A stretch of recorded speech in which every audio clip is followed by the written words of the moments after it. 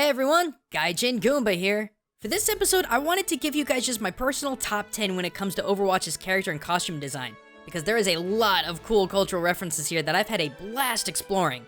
Do keep in mind though that these are in no particular order, as I honestly felt all of these left me with equal interest and wonder while researching.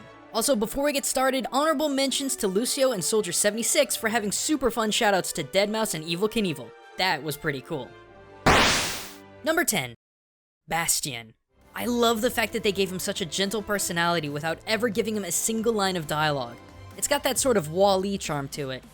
The majority of his model-changing skins obviously plays off steampunk design, but his final skin, Overgrown, may be a very subtle reference to the Miyazaki film Castle in the Sky, as the robots in the movie share not only the design of an old rusted robot being covered by grass, dirt, and attracting birds, but they share similar background stories as they were both technology used for war that were abandoned long ago and developed their own communion with nature.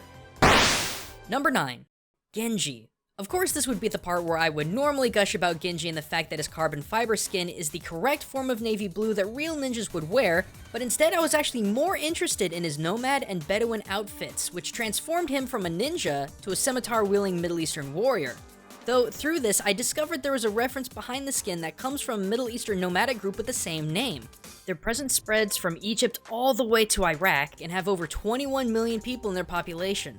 They're predominantly a patriarchal society of animal herders that will migrate in the desert during the cold and rainy season, then move back to cultivated land in the summer. Though their population is high, post-nationalization of territories have given them far less territory to migrate in and out of. Number 8. Mei.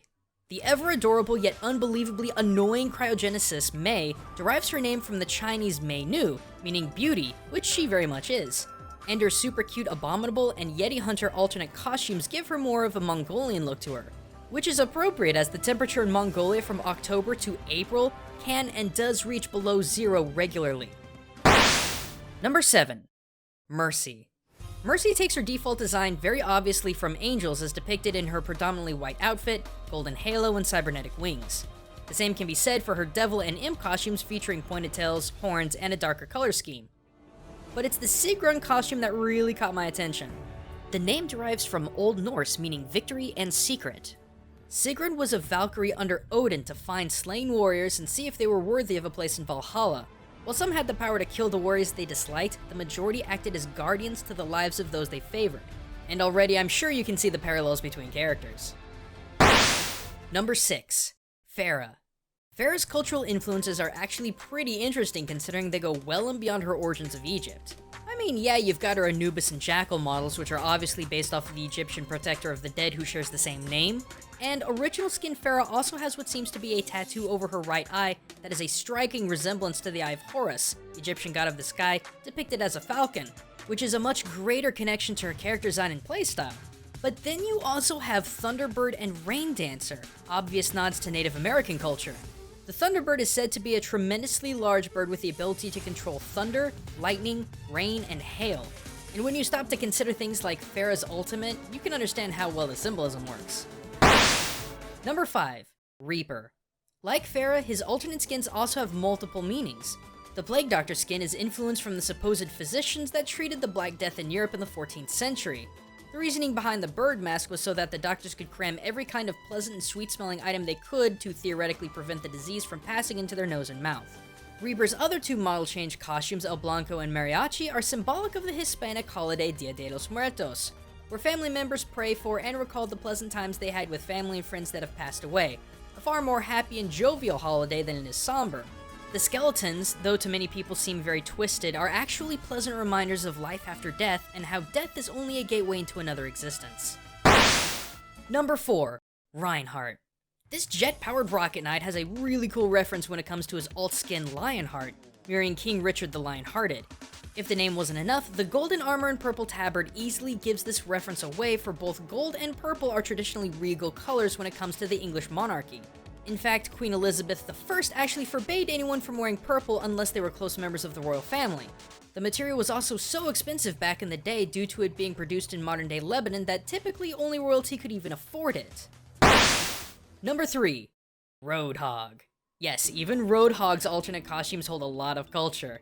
While the appearance of the Islander and Toa skins are obviously based off of native Polynesians, Toa, a word from the indigenous Maori language, as a verb means to win, and as a noun means a champion, winner, or brave man. Kinda self-righteous there, eh, Roadhog? Funny enough, the name of his Mako shark skin is also rooted in Maori, meaning shark or shark tooth. Number 2. Symmetra.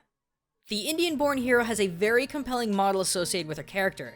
The Devi and Goddess skins, ironically both names meaning the same thing, are a reference to Kali, the Indian goddess not of human death, but the destroyer of ego and reality. The reason why Kali is adorned with skulls and other body parts is because the ego typically associates worth with the material body, which Kali destroys attachment to.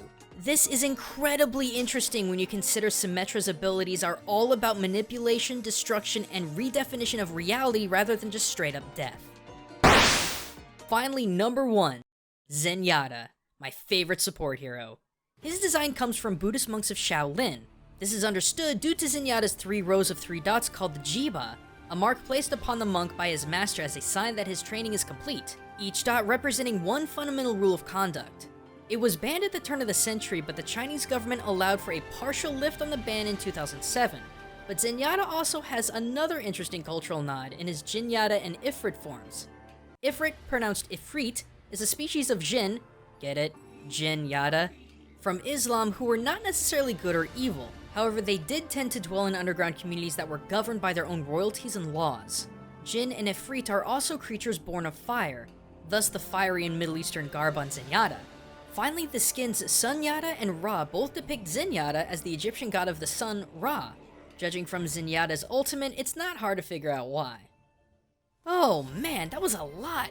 And I feel like I've only gotten through half of the cultural influences of this game, too. And if you want to hear more of them, let me know in the comments section below. But be sure to stay tuned to the Game Theorist channel as I have something very special planned for Hanzo and Genji. But thanks for watching, everyone! If you like this, consider subscribing to stay up to date on all of my newest cultural analysis videos. Aside from video game concepts, my other half also culturally analyzes anime and otaku topics, so if you're interested in those, be sure to check them out. But until next time, everyone, this is Gaijin Goombah, signing out.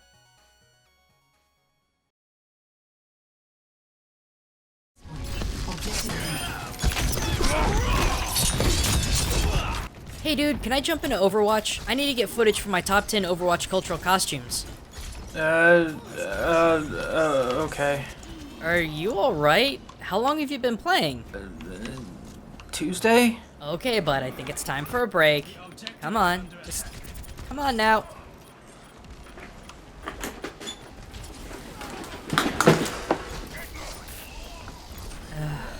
You okay? Okay then.